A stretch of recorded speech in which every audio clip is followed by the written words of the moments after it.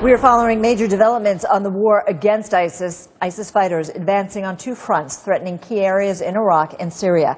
Anbar province, just west of Baghdad, is under attack. Up to 10,000 ISIS troops have been sent from Syria and Mosul, Iraq. Officials in the Anbar want the central Iraqi government to ask the U.S. to send ground troops immediately to save the province from what it calls imminent collapse.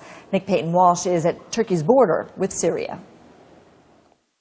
UN Special Envoy to the Syria conflict, Staffan de Mistura, says there could be as many as 10,000, maybe more, civilians trapped on the other side of the Turkish-Syria border behind me in that town of Kobani. We haven't seen ourselves, from our viewpoint here, evidence necessarily to that effect.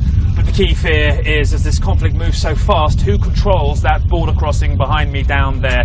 We're hearing from Kurdish fighters that ISIS could be as little as 800 meters away from it, and we have in fact still seen ourselves some Kurdish fighters just over towards the eastern side down there, suggesting ISIS are far from their goal of controlling that main exit for the civilians and effectively encircling those Kurds and civilians still inside that particular area. But as you can hear behind me, there is constant heavy machine gun fire and explosions during the day, and the centre really of the conflict in the city shifting increasingly westward. That's key because it's reducing the area in the northwest of the city that the Kurds still, it seems, control.